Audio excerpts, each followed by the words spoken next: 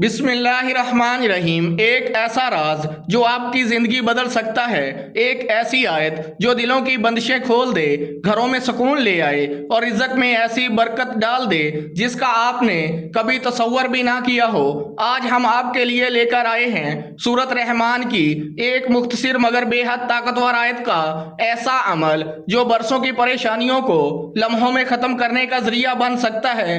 अगर आप तंगी में हैं, अगर घर में लड़ाई झगड़े हैं या किसी भी किस्म की बंदिश और रुकावट का सामना है, तो ये वजीफा आपके लिए उम्मीद की एक नई किरण साबित हो सकता है।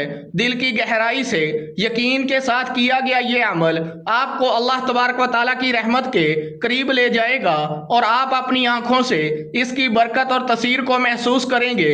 मोहतरम नाजरीन, आज हम आपकी खिदमत में सूरत रहमान की एक ऐसी बाबरकत आयत का अमल लेकर हाजिर हुए हैं जो नहायत मुख्तसर है मगर इसकी तासीर बहुत बड़ी है। ये वो आयत है जिसे अगर सच्चे दिल और कामल यकीन के साथ पढ़ा जाए तो अल्लाह तबारक व तआला अपने फजलो करम से बंदे की मुश्किलों को आसान फरमा देता है, रिज़्क़ में कुशादगी अता फरमाता है और घरों में सुकून और बरकत नाज़िल फरमाता है। अक्सर लोग शिकायत करते हैं कि मेहनत के बावजूद कामयाबी नहीं मिलती, घरों में बेसुकूनी रहती है या हर काम में रुकावट आती है। तो ऐसे हालात में इंसान को चाहिए कि वो अपने रब की तरफ रुजू करे, क्योंकि वही हर मुश्किल का हल देने वाला है। ये वजीफा सिर्फ अल्फाज दोहराने का नाम नहीं, बल्कि ये एक ऐसा रूहानी अमल है जो दिल को अल्लाह तबारक व तआला के करीब ले जाता है। जब इंसान खलूस नीयत के साथ और मुकम्मल यकीन के साथ अल्लाह रब्बुल इज़्ज़त को पुकारता है तो इसकी दुआएं कभी ज़ाया नहीं जाती। इस आयत की तस्बीह आपकी ज़िंदगी में ऐसी तब्दीली ला सकती है जिसे आप खुद महसूस करेंगे। इंशाअल्लाह आप देखेंगे कि तंगी दूर हो रही है, दिल को सुकून मिल रहा है और हालात में बेहतरी आ रही है। ये आयत कौन सी है और इसका वजीफा कैसे करना है, तमाम तर तफसीलात जानने के लिए आपसे गुजारिश है कि वीडियो को आखिर तक ज़रूर देखिएगा। मोहतरम नाजरीन, जब हम कुरान और हदीस की रोशनी में गौर करते हैं तो एक हकीकत दिल में उतर आती है कि अल्लाह तबारक व तआला अपने बंदों को कभी तनहा नहीं छोड़ता। वो छोटी सी नेकी को भी इतना बढ़ा देता है कि बंदा खुद हैरान रह जाता है। अहादीस मुबारका में बार बार हमें यह खुशखबरी दी गई है कि जो शख्स अल्लाह तबारक व तआला की तरफ एक कदम बढ़ाता है, अल्लाह रब्बुल इज़्ज़त इसकी तरफ रहमतों के दरवाजे खोल देता है। इसी तरह कुछ ऐसे आमाल भी हमें सिखाए गए हैं जिनमें ना सिर्फ आखिरत का अजर है बल्कि दुनिया की ज़िंदगी में भी आसानी, रिज़्क़ में बरकत और दिल का सुकून शामिल है। और इन्हीं में कुरान करीम की वो बाबरकत आयात भी शामिल हैं जो इंसान की तकदीर बदलने का ज़रिया बन जाती हैं। कुरान करीम की हर सूरत अपने अंदर शिफा और रहमत का खजाना रखती है, मगर सूरह रहमान एक ऐसी सूरत है जो दिल को झंझोड़ देती है, इंसान को बार बार ये एहसास दिलाती है कि इसके रब ने इसे कितनी बेशुमार नेमतों से नवाजा है। जब बंदा इन नेमतों को पहचानता है और दिल से शुक्र अदा करता है तो अल्लाह तबारक व तआला का वादा है कि वो इसमें इजाफा फरमाता है। यही वो राज है जो इस वजीफे की बुनियाद है। जब आप इस आयत को पढ़ते हैं तो दरअसल आप अपने रब की नेमतों का इकरार कर रहे होते हैं और इसी इकरार के बदले में अल्लाह तबारक व तआला आपके लिए आसानियों के दरवाजे खोल देता है।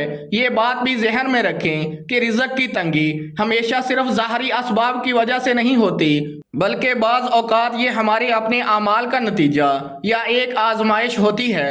मगर खुशखबरी ये है कि अल्लाह तबारक व तआला की तरफ रुजू हर मुश्किल का हल है। उलमा इकराम फरमाते हैं कि जो शख्स कसरत से इस्तग़फ़ार करता है और अल्लाह तबारक व तआला के कलाम को अपना मामूल बना लेता है, अल्लाह रब्बुल इज़्ज़त इसे वहाँ से रिज़्क़ अता फरमाता है जहाँ से इसे गुमान भी नहीं होता और इसके हालात में ऐसी तब्दीली आती है जिसे वो खुद महसूस करता है। आज के इस दौर में जहाँ हर तरफ बेचैनी और परेशानी है, इंसान सुकून की तलाश करता फिर रहा है, मगर हकीकी सुकून सिर्फ अल्लाह तबारक व तआला के ज़िक्र में है। जब आप इस आयत का वजीफ़ा करें तो इसे सिर्फ صرف الفاظ کی تکرار نہ سمجھیں بلکہ دل سے یہ یقین رکھیں کہ آپ اپنے رب سے بات کر رہے ہیں۔ وہ رب جو دلوں کے راز جانتا ہے، جو بند دروازے کھول سکتا ہے اور جو ایک لمحے میں حالات بدلنے پر قادر ہے۔ یاد رکھیے، اس عمل کی اصل طاقت آپ کے یقین میں ہے۔ اگر دل میں مکمل بھروسہ ہو تو چھوٹا سا عمل بھی پہاڑوں جیسا اثر رکھتا ہے،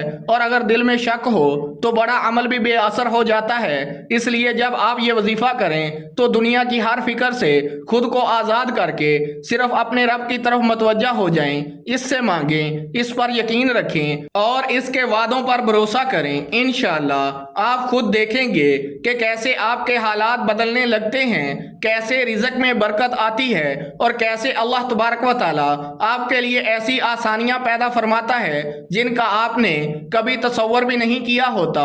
محترم ناظرین، آج سب کام چھوڑ کر بس یہ ایک آیت پڑھ لینا۔ جس ترتیب سے یہ عمل بتاؤں گا آپ نے بالکل اسی ترتیب سے وظیفہ پڑھنا ہے۔ یہ انتہائی مجرب اور طاقتور وظیفہ ہے۔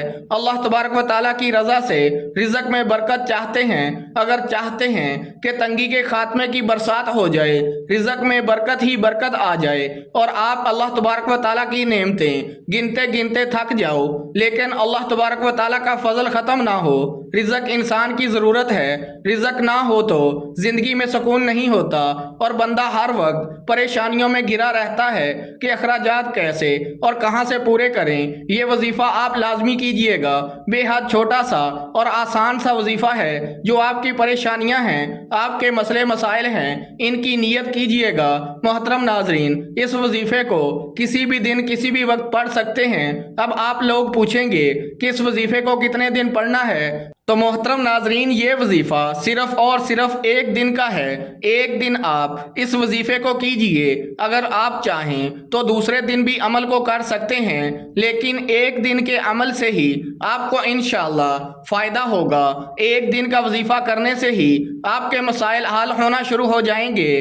محترم ناظرین، سورہ رحمان وہ بابرکت سورت ہے جس کا نام خود اللہ تبارک و تعالیٰ کے ایک عظیم اور پیارے نام پر رکھا گیا ہے۔ رحمان وہ ذات ہے جس کی رحمت ہر چیز کو گھیرے ہوئے ہے۔ اس صورت میں بار بار انسان کو اس کے رب کی نعمتوں کی یاد دہانی کرائی جاتی ہے تاکہ وہ غفلت سے بیدار ہو جائے اور اپنے رب کے احسانات کو پہچان سکے۔ اللہ تبارک و تعالی ہمیں اس کائنات کی ہر چیز ایک تحفے کے طور پر عطا فرماتا ہے۔ یہ زمین، یہ آسمان، یہ ہوا اور پانی، یہ درخت اور پھل، یہ صحت مند جسم اور سکون دینے والا دل، یہ سب کچھ اس کی رحمت کا اظہار ہے۔ مگر انسان اکثر ان نعمتوں کو معمولی سمجھ کر نظر انداز کر دیتا ہے اور یہی غفلت اسے اپنے رب سے دور کر دیتی ہے۔ سورہ رحمان ہمیں جھنجھوڑ کر بار بار یہ سوال کرتی ہے، فَبِأَيِّ آلَاءِ رَبِّكُمَا تُكَذِّبَانِ، ترجمہ تم اپنے رب کی کون کون سی نعمت کو جھٹلاؤ گے۔ یہ صرف ایک جملہ نہیں بلکہ ایک ایسا پیغام ہے جو دل کے اندر اتر کر انسان کو سوچنے پر مجبور کر دیتا ہے کہ آخر وہ کتنی نعمتوں کا انکار کر رہا ہے۔ یہ آیت ہمیں شکر کی طرف بلاتی ہے اور یہ یاد دلاتی ہے کہ اگر ہم نے اپنے رب کی عطاؤں کی قدر نہ کی تو ہم بہت بڑی محرومی کا شکار ہو جائیں گے۔ قرآن کریم ہمیں یہ بھی سکھاتا ہے کہ دنیا کی ہر چیز عارضی ہے۔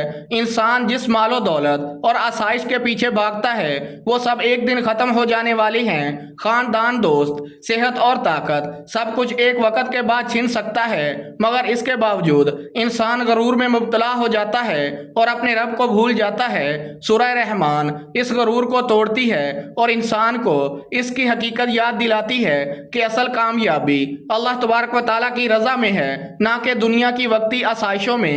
یہ سورت صرف نصیحت نہیں بلکہ ایک ایسا آئینہ ہے جس میں انسان اپنے اعمال کو دیکھ سکتا ہے۔ جب بندہ اس سورت کی تلاوت کرتا ہے تو اس کے دل میں نرمی پیدا ہوتی ہے، آنکھوں میں نمی آتی ہے اور وہ اپنے رب کے قریب محسوس کرتا ہے۔ یہی وہ کیفیت ہے جو اس وظیفے کی اصل روح ہے۔ جب آپ اس آیت کو بار بار پڑھتے ہیں تو آپ کے دل میں شکر اور عاجزی پیدا ہوتی ہے اور یہی عاجزی اللہ تبارک و تعالیٰ کی رحمت کو اپنی طرف کھینچتی ہے۔ یاد رکھیے، یہ وظیفہ صرف الفاظ کا ورد نہیں بلکہ اپنے رب کے ساتھ ایک تعلق جوڑنے کا ذریعہ ہے۔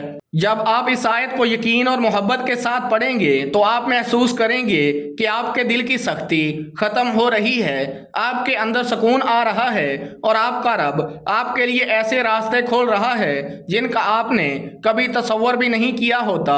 یہی آیت آپ کی زندگی میں برکت کا سبب بنے گی اور آپ کو شکر گزار بندوں میں شامل کر دے گی۔ محترم ناظرین، وقت کی نزاکت کو مد نظر رکھتے ہوئے چلتے ہیں آج کے بابرکت وظیفے کی جانب۔ اب آپ آج کے عمل کو اچھی طرح سمجھ لیجئے۔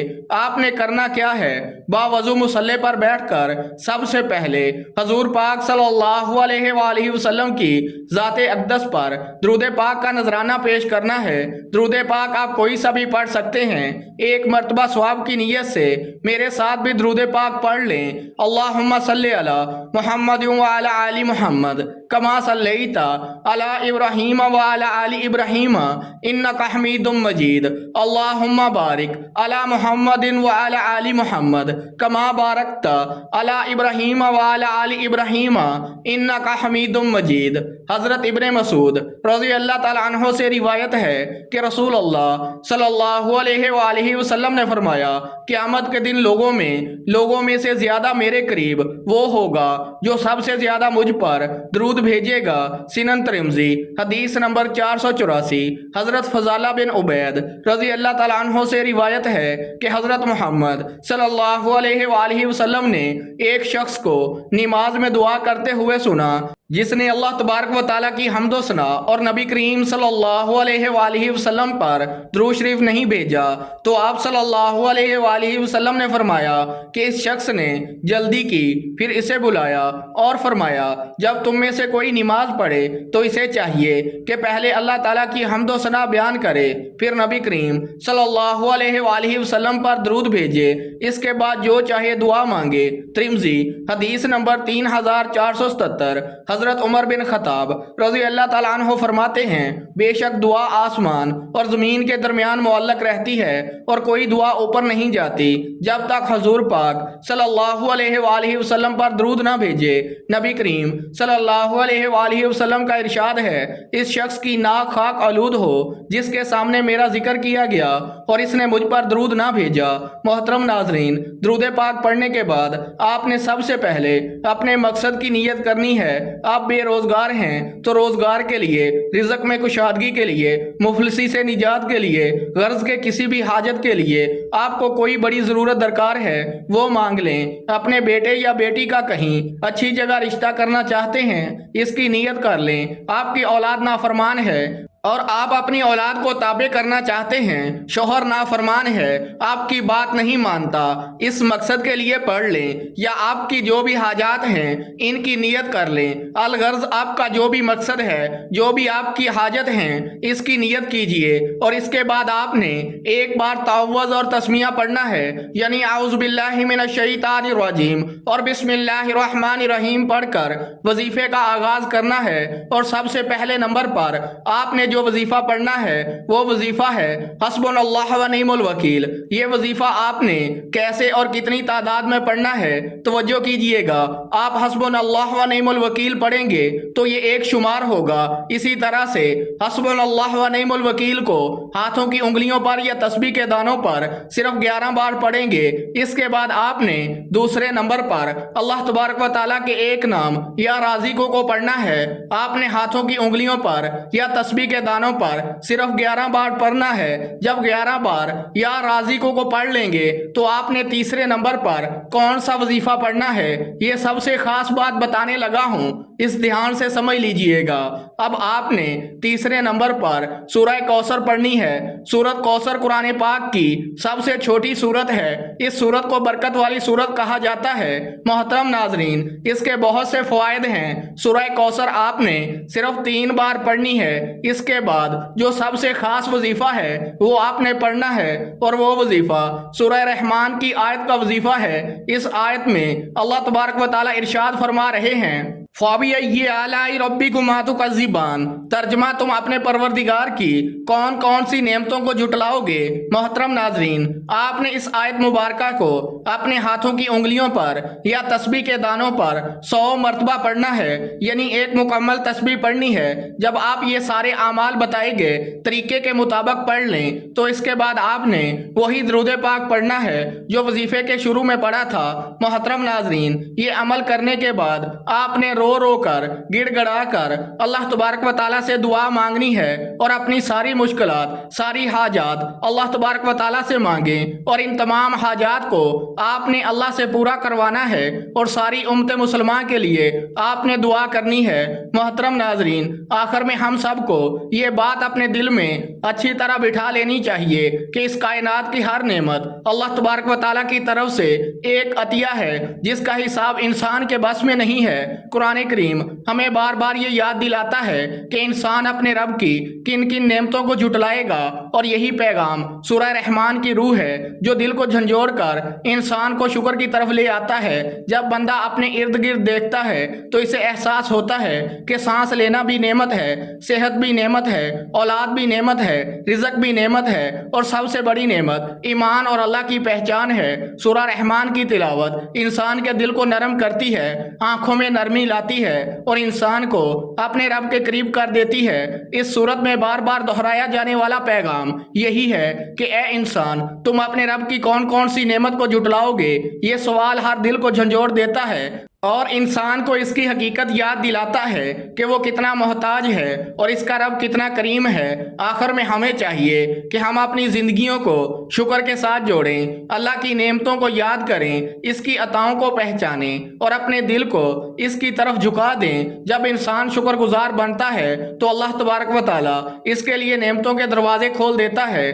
और इसकी ज़िंदगी में बरकत, सुकून और आसानियाँ पैदा फरमा देता है। आखिर में अल्लाह तबारक व तआला से दुआ है, या अल्लाह, या रहमान, या रहीम, हम तेरे ही मोहताज हैं और तेरे ही दर के सवाली हैं। या अल्लाह, हमारे दिलों को अपने जिक्र से भर दे, हमें अपनी नेमतों का शुक्र अदा करने वाला बना दे। या अल्लाह, हमारी गफलतों को मुआफ फरमा, हमारी खताओं को दरगुजर फरमा और हमें इन लोगों में शामिल फरमा जो तेरे कलाम को समझकर इस पर अमल करते हैं। या अल्लाह, हमारी तंगियों को आसानियों में बदल दे, हमारे रिज़्क में बरकत अता फरमा, हमारे घरों में सुकून और मोहब्बत पैदा फरमा। या अल्लाह, जो भी परेशानियां, बीमारियां और रुकावटें हमारी ज़िंदगी में हैं, इन्हें अपने करम से दूर फरमा दे और हमें अपनी रहमत के साए में ले ले। या अल्लाह पाक, हमें सूरह रहमान की बरकतों का हकीकी फ़हम अता फरमा और हमें शुक्रगुजार बंदों में शामिल फरमा। बेशक तू ही सबसे बड़ा कारसाज और सबसे बड़ा मेहरबान है। आमीन या रब्बुल आलमीन। मोहतरम नाजरीन, अगर वीडियो अच्छी लगी हो तो वीडियो को लाइक करें, दोस्तों में शेयर करें और हमारे चैनल को सब्सक्राइब कर दें। मोहतरम नाजरीन, आखिर में आप सबसे गुजारिश है कि अपने रिज़्क में बरकत, वसअत और कुशादगी के लिए अल्लाह ताला के 99 नामों में से कोई एक नाम लिखकर कमेंट बॉक्स में लाजमी शेयर करें। अगली वीडियो तक के लिए इजाज़त दीजिए। अल्लाह निगहबान।